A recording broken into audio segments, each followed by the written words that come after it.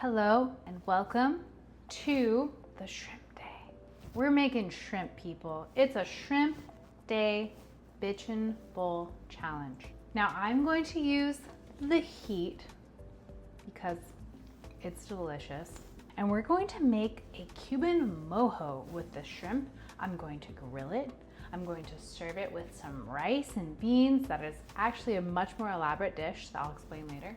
And then we're gonna put some maduros. So sweet plantains, fried delightfully. And then just a whole bunch of bitchin' heat on top of that. It's gonna be so scrumptious and I can't wait to eat it and to show you how to make it. Let's do this. All right, first things first, we gotta make the mojo. So I put the shrimp in this bag because I didn't wanna touch it. Sometimes shrimp freaks me out. It's actually super good if you can go to like get the Gulf Coast delicious shrimps. That was the first time I fell in love with a shrimp. I think it showed up in my Bloody Mary. But those shrimps are hard to find. So I have these lovely ones that I'm very, very thankful for, and we're making the mojo. And this is basically just gonna be like a ton of citrus. I've got my orange, I've got some lemon, I've got some lime. I'm gonna add all of that and probably like a really crazy squeeze marathon. And then I also have these garlic cloves. It's a lot of garlic. It's like 6 cloves of garlic. Oh yeah, come on babe. And then I'm going to, ooh, should I put sauce in it? I'm so tempted. So tempted. But the heat is hot. And you know when the heat gets hot, sometimes the kids are like, I don't know about that. I don't know if I'm gonna eat it. So maybe we'll refrain for just a moment. We'll use it as a topper. And they can have delicious original creamy garlic. So that sounds pretty good. Okay, oregano, cumin, black pepper, yeah. That's loud. Salt, a reasonable amount of salt. And then the citrus squeeze begins. Okay, that was kind of silly, but I was in a talent show with my brother. I might have been like in the 1st or 2nd grade, but we did a dance to that song. So it's bringing back fun memories. Okay, citrus is squeezed, and now I'm gonna add about like 4 tablespoons of olive oil. I really should have done this first, but I don't know. I got so excited about the citrus. Just so fresh, so buoyant, so amazing. I'm using the extra virgin olive oil. And then I'm also going to put in some zest. I'm zesting this puppy right into there. Delicious lime zest to make it extra tasty. I think I'm gonna stick to the lime right now. Sometimes if you go just straight lime, it has a nice vanilla flavor that other citrus will overpower. So I'm gonna allow this lime to sing right into that mojo. And I'm gonna let it sit and marinate, not a crazy amount of time, just like, you know, maybe 10, 15 minutes while I talk about the other dishes. All right, beans and rice together in a dish. It's like the bowls, right? It's like what we've been doing. And this recipe has historic longevity. And I'm so excited to make it. So what we're looking at here is a Congri, arroz Congri, or moros y cristianos. There's some names and there's some hot opinions on what you're supposed to call these things. Technically, I'm not making any of those things because I am, first of all, not using bacon. And second of all, I'm doing it backwards, which I feel kind of sad about because, I mean, what a great opportunity to just rice, beans, same pot. That would be so great. but I find myself in a situation where I have my rice ready and my beans are not. So what we're going to do is kind of a reverse Congri. Cristianos y moros. We shall see. Anyways, starting off, we're going to do a little bit of oil in our pan to saute our sofrito. And then I've got garlic, I've got onion, I've got pepper, green pepper, and then these have been finely chopped. And then I also have, again, some oregano and cumin, salt, and I'm gonna add a little bit of bay leaf. And then I'm going to add these canned black beans that I haven't rinsed. Like, they're gonna be going in there with their full force. We're gonna get that in, nice and delicious, and then I'm gonna fold in the rice afterwards. All right, maduros. So when Luke and I first got married, we moved to Pensacola because we were like, how do you do this? How do you have life and marriage and a baby on the way? But thankfully we were able to go and stay with his family.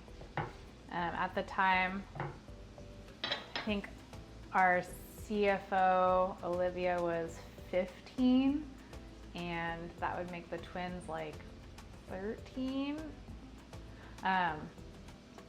Anyways, we stayed in a house there, and I remember their mom had such a great just system of the whiteboard where she always had everyone's stuff in color-coded terms so that you could see what was going on and what was for dinner, and it was always so well done, so beautiful. And I remember, like, every Wednesday night we would have island dinner. And the first time we had island dinner, it was I saw the plantains and I saw the black beans and rice, and I was like, oh, this makes sense. This is a great island dinner. I see all the things. I see the salt substitute. And then the next time it was like there was like hot dogs and I don't know, some stuff that I was like, I don't know if this fits the bill for island. And then I discovered that it's called island dinner, not because of the actual cuisine, but because it was served on the kitchen island. And it was everything else that had been eaten during the week. Anyways, island dinner. But anytime I have maduros or really Cuban black beans, I think about that and how fun it was to be in a new family and in a new culture, like Pensacola from the West Coast. But if you get the chance, I highly encourage it. Living with your in-laws may not sound like fun, but it's really cool to be able to be immersed in someone else's family and to learn more about them. So, okie doke, my babes. It's coming together. So, what we're going to do right now is I have put a nice layer of cooking oil. Here we're gonna do a shallow pan fry of the maduros. Get a good amount in there, and then we're just gonna toss them in. I have to babysit them a little bit, make sure they're flipped and fried at the proper moment, and then I will release them. I will blot them on a towel. I will add some salt because this is a savory meal, but the maduros work really well for that. Also, the beans and the sofrito have melded wonderfully. I'm about to add the rice and let that sit for a minute, like not a really long time, but I'm gonna let it sit, combine, and then I think we have a bowl. Okay, our beautiful rice and black bean dish is done. And I've got the first layer of our plantains frying up. You can't do double layers, don't be crazy, just do one at a time. So we're taking our time with that. Shrimp are grilling, and that's gonna happen probably pretty fast, but I have some help. But while it's all happening, I'm gonna tell you a little bit about Bitchin' Heat, because I think it's actually really funny. This is like a nice little bit of fan history. So my cousin came over in early days and was like, hey, like, what do you got going on? What's new? And I was like, oh, well, we just did this new flavor. It's called Bitchin' Heat. so hot, it's all the best stuff. And she was like, haha, I see what you did there. And I was like, what? What do you, and she's like, yeah, Bitchin' Heat, super funny, good pun. And it took me a really long time to realize that we had not only printed labels and like sold this, but had done it with complete obliviousness to the pun. Anyways, sometimes when you do that, you just gotta lean in, you know? When the heat is hot, you just gotta lean in. I just had one of those maduros and it is so delicious. I can't tell you how excited I am for this bowl. Now I'm just slicing up a radish because why not? I love radishes. And we're ready to assemble. Look at those golden little delights. Ooh. So when I pulled them out, I did a quick blot and then gave them a little bit of sea salt. They're gonna be perfect. I'm now going to assemble the bowl. Arroz. It's rice and beans, same dish. I'm very excited about that. Then we are gonna put the heat on it. Now we've talked about this a bit. I've admitted that I like heat and I'm happy to just go for it all the time. If you can't handle the heat, that's totally fine. There's a lot of other delicious bitchin' flavors that will make this dish absolutely scrumptious. Smoke show, I think that would go a long way here. You know, it's got that great bacony goodness. Chipotle would go a long way. The heat is hot, but it's so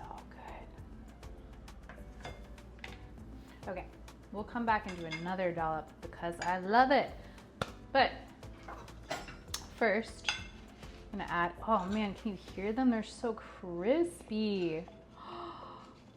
Our maduros are going on. Those were fried to perfection in a nice shallow pan. Ooh, our scrimps. Come here, you delicious Mojo scrimps. And I did sneak one of these earlier and it is very, very good. Ooh.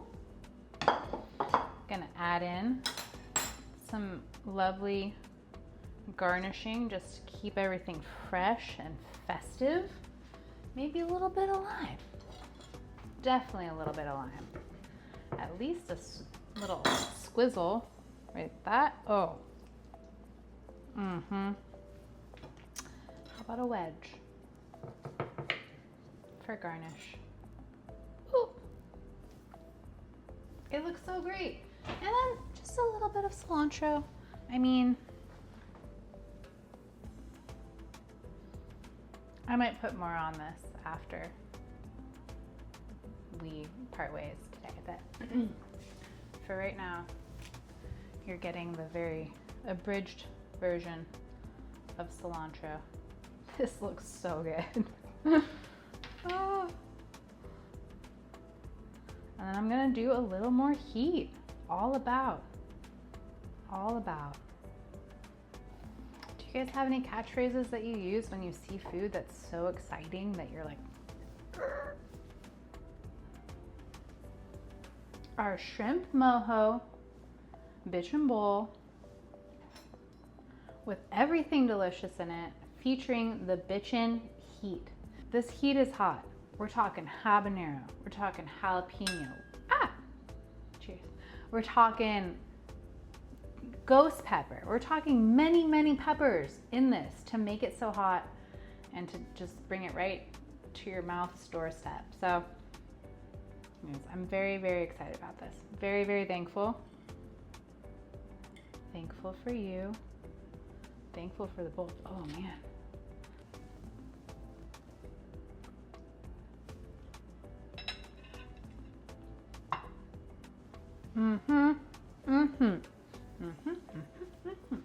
this bowl, it's dangerous. It's dangerous because of how good it is and how much of the heat you will eat. I do feel like I should give you a nice little warning here. You should not consume more than 1 tub of heat per night. It's not a great idea. It's like eating like 10 habaneros. You shouldn't do that. Be kind to your system, you know?